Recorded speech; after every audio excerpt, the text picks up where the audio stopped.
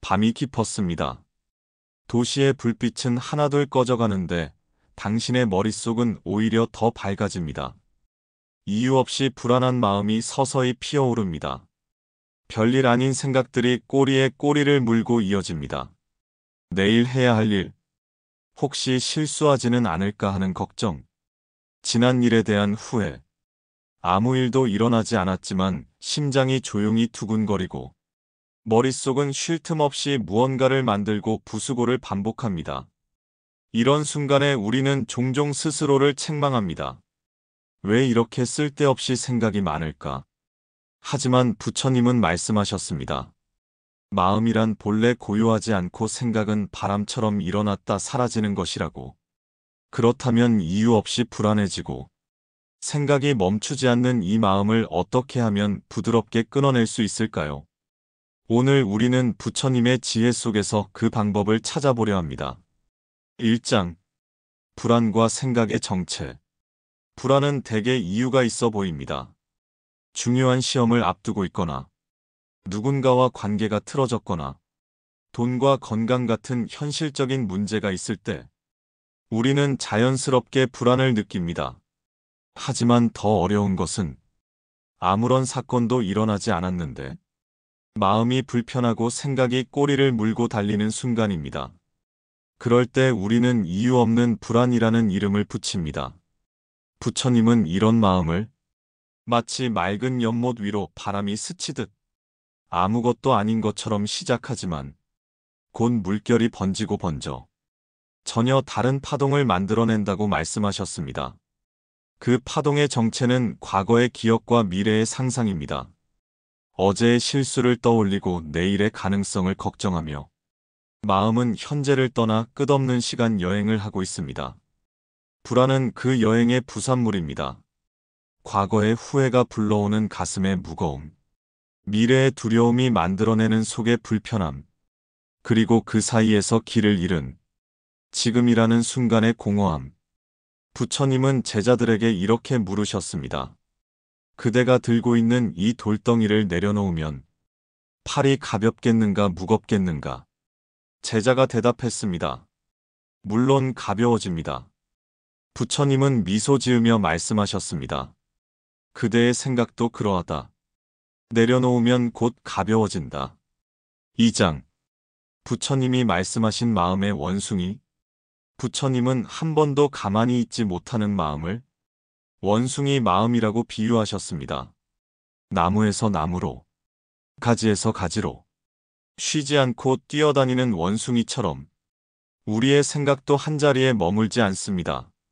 아침에 일어난 순간 오늘의 날씨를 떠올리고 출근길에 해야 할 업무를 걱정하고 동시에 지난주에 있었던 말을 후회하며 또 먼 미래의 불안한 가능성까지 마음은 끝없이 이곳저곳을 옮겨 다닙니다. 어느 날 한 제자가 부처님께 찾아와 말했습니다. 스승님, 저는 명상 중에도 온갖 생각이 떠올라 조용히 앉아 있을 수 없습니다. 마치 제 머릿속에 시끄러운 장터가 열린 것 같습니다. 부처님은 제자를 바라보며 조용히 물으셨습니다. 그대여, 장터가 시끄러운 것은 누가 소리를 내기 때문인가? 스스로인가 아니면 타인인가? 제자는 대답했습니다. 사람들이 소리를 냅니다. 부처님은 고개를 끄덕이며 말씀하셨습니다. 마음의 장터도 같다. 다른 생각들이 찾아와 시끄럽게 하겠지만 그 소리를 키울지 줄일지는 그대의 선택이다. 부처님은 원숭이 마음을 길들이는 첫걸음은 그 마음이 이리저리 뛰어다니고 있음을 알아차리는 것이라고 하셨습니다. 원숭이가 어디로 가는지 지켜보기만 해도 그 속도는 점점 느려지고 마침내 고요한 나무가지 위에 멈추게 된다고 하셨습니다. 3장. 생각 끊어내는 첫 번째 방법, 알아차림. 불안과 끝없는 생각에서 벗어나기 위한 첫걸음은 그저 알아차리는 것입니다. 이것은 억누르거나 없애는 것이 아니라 지금 내 마음이 어떤 상태인지 그대로 바라보는 행위입니다. 부처님은 제자들에게 이렇게 말씀하셨습니다. 생각을 없애려 애쓰지 말고 그 생각을 알아차려라. 그대가 그것을 보는 순간 그것은 이미 힘을 잃는다. 예를 들어 갑자기 불안이 스며들 때 그 불안을 밀어내려 하면 오히려 더 커지고 더 짙어집니다. 그러나 이렇게 속으로 말해 보십시오. 나는 지금 불안을 느끼고 있다. 마치 하늘에 떠 있는 구름 하나를 보는 것처럼 그 존재를 인정하고 바라보는 것입니다. 알아차림을 돕는 가장 간단한 방법이 호흡입니다. 숨을 들이마시며 들이쉰다. 숨을 내쉬며 내쉰다. 이렇게 마음을 호흡에 실어 현재라는 자리에 단단히 묶어두는 것입니다. 어느 날 한 수행자가 부처님께 물었습니다. 스승님, 저는 불안이 일어날 때마다 그것이 저를 집어삼킬 것 같습니다. 어떻게 해야 하겠습니까? 부처님은 미소 지으며 대답하셨습니다.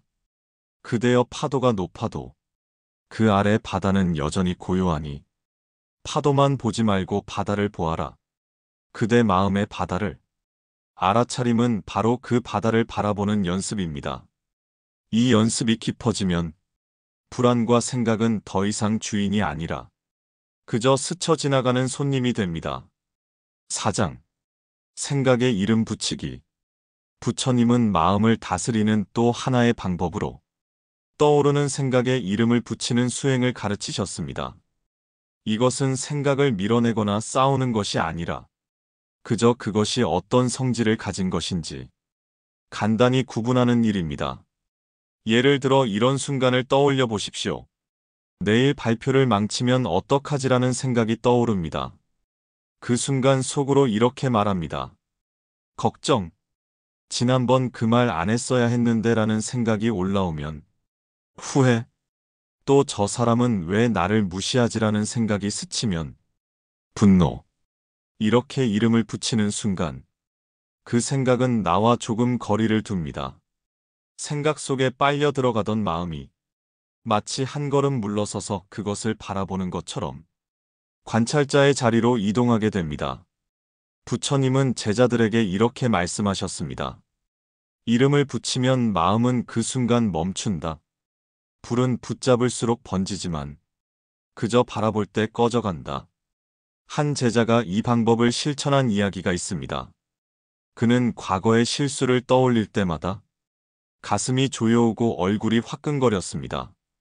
그러나 수행 중에 그 생각이 올라올 때 그저 후회라고 이름 붙였더니 놀랍게도 그 감정의 불길이 절반은 꺼지는 것을 느꼈습니다. 생각이 나를 삼키기 전에 내가 그것을 먼저 알아보았기 때문입니다. 이름 붙이기는 마음이 폭풍처럼 요동칠 때 그 바람을 잠시 멈추게 하는 지혜로운 손짓입니다. 5장. 내려놓기와 놓아버림. 불안과 끝없는 생각을 다루는 마지막 방법은 붙잡고 있는 것을 내려놓는 일입니다. 우리는 종종 불안을 없애려고 애쓰지만 부처님은 불안을 없애려는 마음조차 또 하나의 집착이라고 말씀하셨습니다. 한 제자가 있었습니다. 그는 과거의 상처를 잊고 싶어 밤마다 기도하고 명상했지만 머릿속에서 그 장면이 사라지지 않았습니다. 마침내 그는 부처님께 물었습니다. 스승님, 저는 왜 내려놓으려 할수록 이 기억이 더 선명해집니까? 부처님은 조용히 바닥에 나뭇잎 하나를 떨어뜨리며 말씀하셨습니다. 그대는 나뭇잎을 놓는 것이 나뭇잎을 멀리 던지는 것이라 생각한다. 그러나 내려놓음이란 그저 손을 펴는 것이다.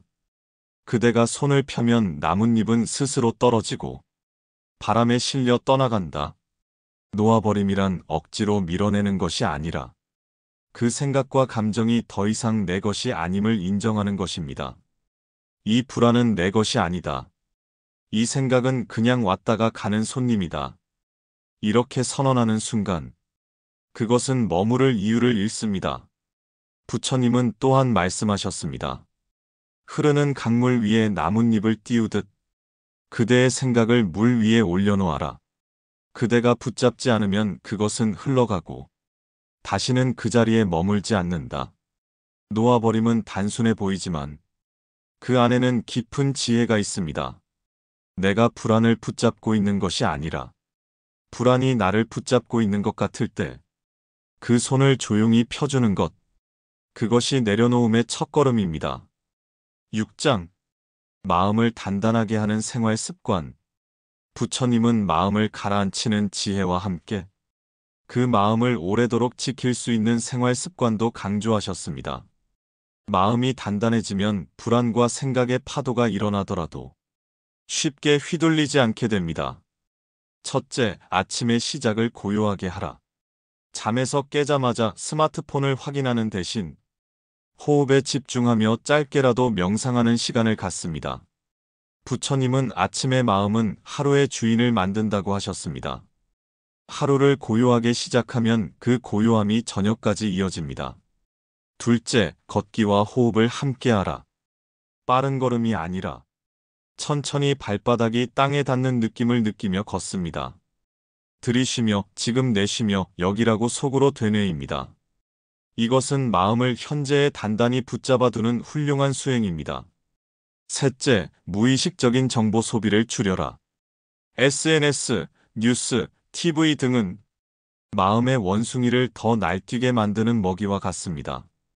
불필요한 정보는 불안의 씨앗이 됩니다. 하루 일정 시간을 정보 단식의 시간으로 정해두면 마음이 훨씬 가벼워집니다. 넷째, 잠들기 전에 정리의식. 잠들기 전 오늘 있었던 일들을 짧게 돌아본 뒤 감사한 3가지를 마음속으로 떠올립니다. 부정적인 생각을 놓고 감사의 씨앗을 심은 채 잠드는 습관은 다음날 아침에 마음을 크게 달라지게 합니다. 부처님은 말씀하셨습니다. 그대가 매일 물을 주는 씨앗이 그대의 숲이 된다. 매일 불안의 씨앗에 물을 줄 것인지, 평안의 씨앗에 물을 줄 것인지, 선택은 오직 그대의 몫입니다. 7장. 불안을 지혜로 바꾸는 관점. 부처님은 불안을 단순히 없애야 할 대상이 아니라 깨달음으로 가는 문이 될 수 있다고 하셨습니다. 고통 속에서도 배울 수 있는 눈을 가진 사람은 그 고통을 보물로 바꿀 수 있기 때문입니다. 한 제자가 불안으로 잠을 이루지 못해 부처님께 하소연했습니다. 스승님, 제 마음이 늘 불안에 시달립니다. 이것이 사라지기를 간절히 원합니다. 부처님은 그를 조용히 바라보며 말씀하셨습니다. 불안이 그대를 괴롭히는 것은 그대가 불안을 두려워하기 때문이다. 불안은 그대의 그림자와 같다. 등불을 켜면 그림자는 사라진다. 그 등불이 바로 관점입니다. 불안이 찾아올 때 이렇게 바라보십시오. 이 불안은 나에게 무엇을 알려주려 하는가? 그 안에는 내가 놓치고 있던 문제, 미뤄둔 과제, 혹은 내 마음의 상처가 숨어 있을 수 있습니다. 부처님은 또 이렇게 말씀하셨습니다. 괴로움은 가르침이다. 깨닫는 자에게는 스승이고 모르는 자에게는 형벌이다. 불안을 적으로만 여기면 우리는 그것과 평생 싸워야 합니다. 그러나 불안을 스승으로 받아들이면 그 순간부터 불안은 나를 더 깊이 이해하게 하는 거울이 됩니다. 불안을 완전히 없애는 것은 불가능할지 모릅니다. 하지만 그 불안을 통해 더 지혜로운 사람이 되는 것은 누구나 가능한 일입니다. 이유 없이 불안하고 끝없이 생각이 많아지는 순간은 누구에게나 찾아옵니다. 그럴 때마다 부처님의 가르침을 떠올려 보십시오. 알아차림으로 현재를 보고 이름 붙이기로 생각과 거리를 두며 내려놓음으로 마음을 가볍게 하고 생활 습관으로 그 평안을 지키는 것, 그리고 불안을 지혜로 바꾸는 관점을 갖는 것. 이 5가지는 당장 오늘부터 실천할 수 있는 길입니다. 불안을 없애려는 몸부림 대신 그 불안을 이해하고 안아주는 연습을 해보십시오. 그 순간부터 마음은 조금씩 풀리고 당신의 하루는 더 단단해질 것입니다. 부처님은 말씀하셨습니다. 마음이 고요하면 세상이 고요하다. 당신의 마음의 고요함이 깃들기를 바랍니다. 지금 마음 머무는 곳을 구독하고 다음 말씀도 함께 들어보세요.